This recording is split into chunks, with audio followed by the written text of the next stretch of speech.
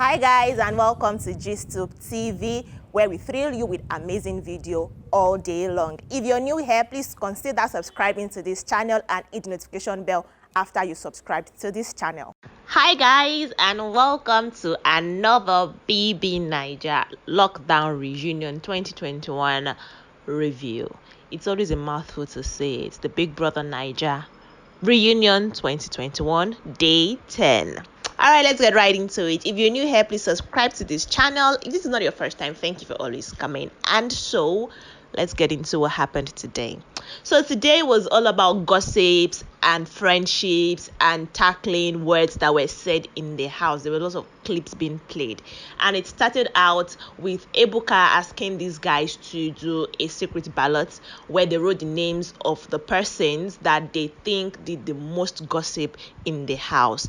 And of course, Brighto came first and Neo came second. And it was like a lot Baelish. Why did you do a lot of gossip in the house, blah blah blah? And he refused it though.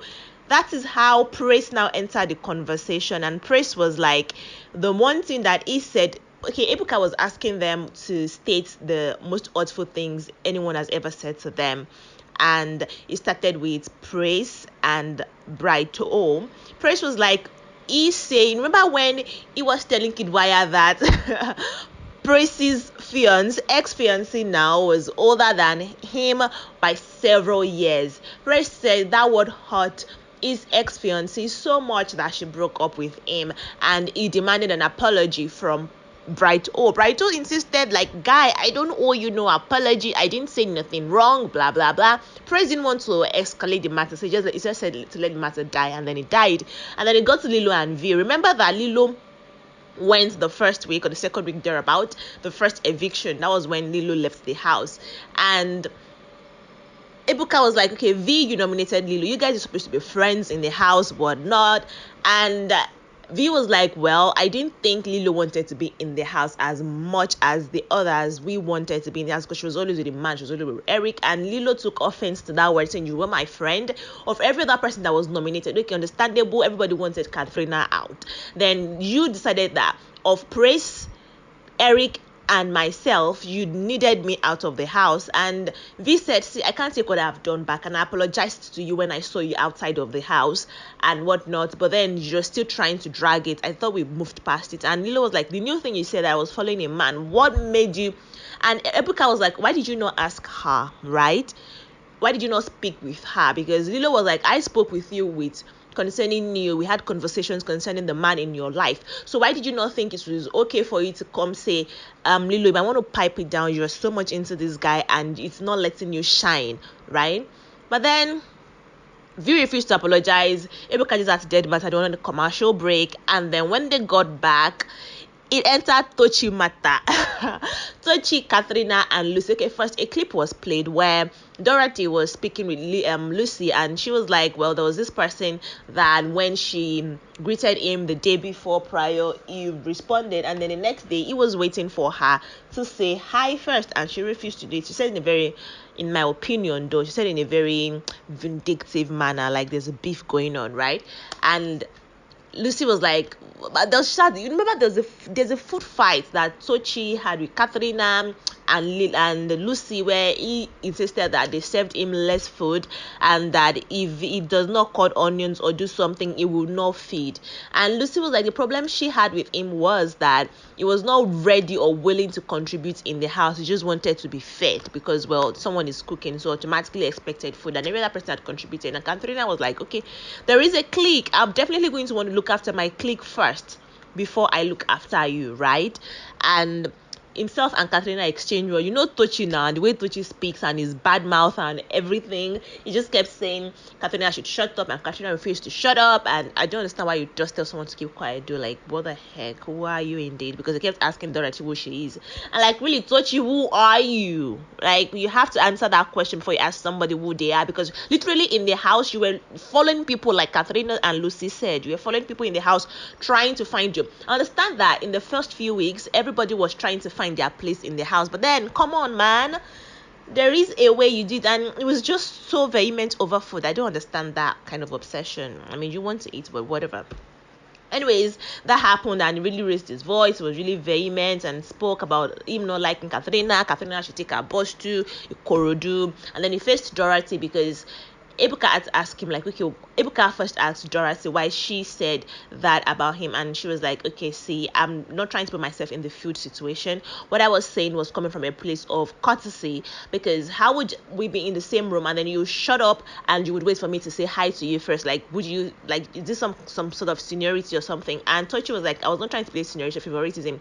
We just didn't gel in the house. And he cited an example of when Katharina was evicted and Dorothy was all sulky about it. He wanted to reach out to her and Dorothy literally shouted at him to not touch her, but then Praise walked up to her and she allowed him embrace and was like, oh, okay, so I'm not wanted here, and things like that. Tochi, I feel like Tochi just felt in the house ostracized. He didn't connect with anybody in the house. He didn't feel like he was supposed to be there or that they wanted him, maybe because he didn't have as much experience as those people in the house. I mean, when I say experience, I mean when it comes to doing things outside, doing big things, although they will all claim that they were low-key in the house or whatever and whatnot, but Tochi, you just had to end there because Ebuka had to go on a break too, because they didn't want the matter to end. And then came Nengi was in the equation again. Like, all the guys in the house had something for her and they all felt incapable of taking care of her. Now, according to Brighto in the clip, Mr. Nigeria stood no chance. That was even before Ozo came into the picture. All the clips that were shown was in the first few weeks in the house. Ozo was not in the picture. It was just Prince and Nengi. And Tochi and Brighto were having a conversation where Brighto was like, Prince does not have what it takes, right? And he reinstated it. He said it again that Prince was not financially capable in the house to take care of a girl like Nengi, because she was talking about having taken sponsored trips out of the country to several places with her passport and all of those things. And Prince could not afford that. And then Ebuka was like, okay, what do you think of Ozo? And I was like, okay, Ozo was not in the picture. And like, yeah, I know, but now in the house, when Ozo came in the picture, your personal opinion. And I was like, Ozo also was not capable.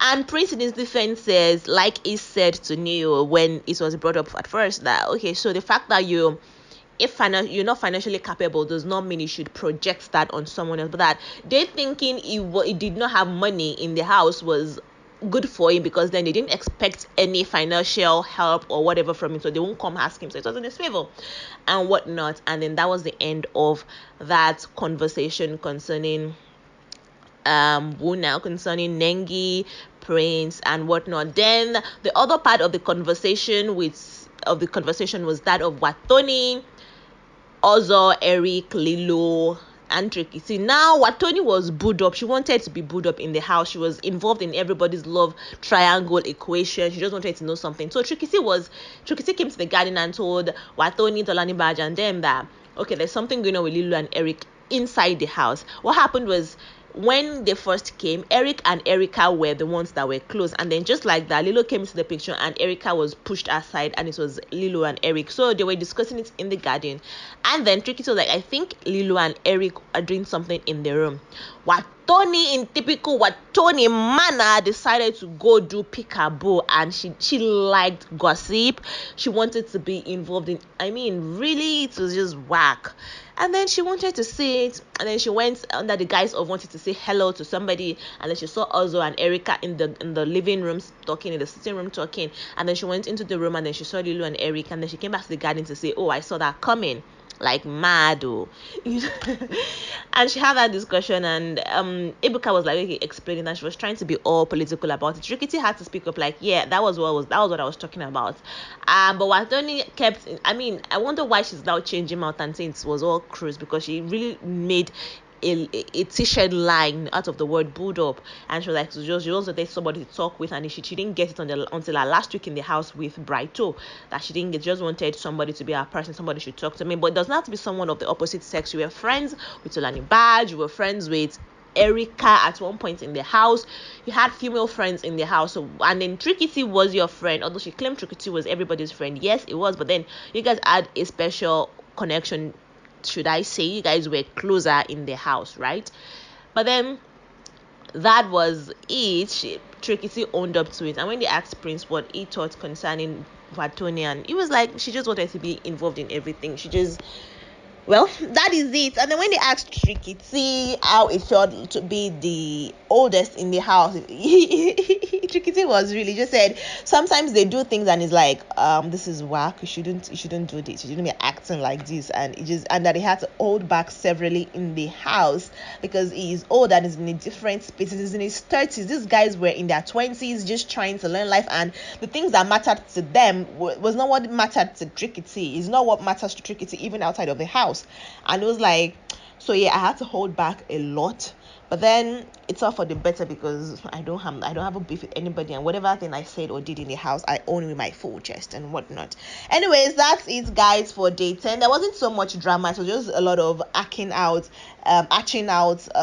problems or gossips, trying to get their opinion. Ebuka was trying to fish for words, but then these guys decided to just smush. The only raising of voice that happened was with Tochi and Katharina and Lucy, and that was not very interesting to watch. But it was good to see that Katharina could lose her accent and speak when very provoked, because she said she does not like being lied on, and so she lost her accent and spoke to Tochi Nigerian to Nigerian.